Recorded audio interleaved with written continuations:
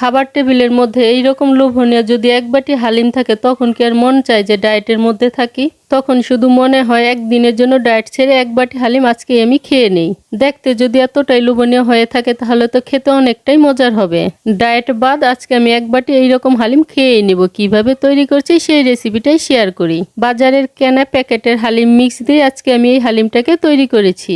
হালিম তৈরি করার জন্য হালিমের মূল উপকরণ চিকেন, যেটা ছাড়া হালিম খেতে একদমই ভালো লাগবে না। হালিম তৈরি করার জন্য আস্ত একটা চিকেন ছোট ছোট টুকরো করে ভালো করে ধুয়ে তারপর জলটাকে ঝরিয়ে নিয়েছি। হালিম তৈরি করার জন্য এক প্যাকেট হালিমের মিক্সার নিয়েছি। এখন এটাকে বাটির মধ্যে ঢেলে তারপর গরম জল দিয়ে 15 মিনিটের জন্য ভিজিয়ে রাখবো। হালিম মিক্সটা ভিজতে ভিজতে চিকেনটাকে রান্না করে নেই। রান্নার জন্য প্যানে পরিমাণ মতো তেল দিয়ে তেলটাকে গরম করে নিয়েছি।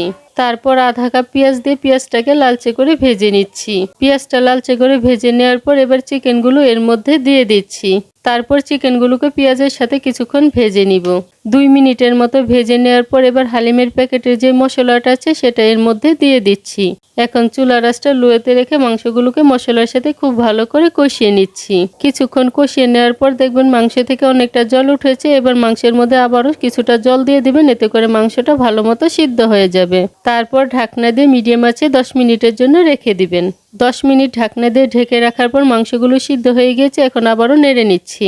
তারপর ভিজিয়ে রাখা হালিম মিক্সটা এর মধ্যে দিয়ে দিচ্ছি।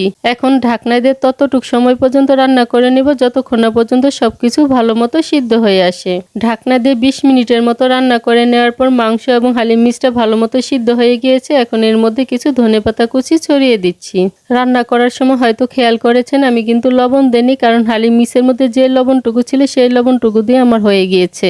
তারপরে যদি মনে করেন আপনাদের লবণ লাগবে কিছুটা পরিমাণ লবণ দিয়ে দিবেন নিজেদের স্বাদ মতো। এখন ধনেপাতা কুচি ছড়িয়ে 10 মিনিটের জন্য স্ট্যান্ডিং টাইমে রেখে দিব। তারপর পরিবেশনের বাটিতে ঢেলে শসা কুচি, আদা কুচি, ধনেপাতা কুচি, পেঁয়াজ বেরেস্তা আর লেবু দিয়ে সাজিয়ে নিয়েছি। এখন নিজেরাই বলুন, প্যাকেটের হালিম মিক্স দিয়ে এত সুন্দর করে হালিম রান্না করে আপনি কি ডায়েটে থাকবেন, না একদিনের জন্য ডায়েটটাকে বাদ দিয়ে নিজে একটু খেয়ে দেখবেন?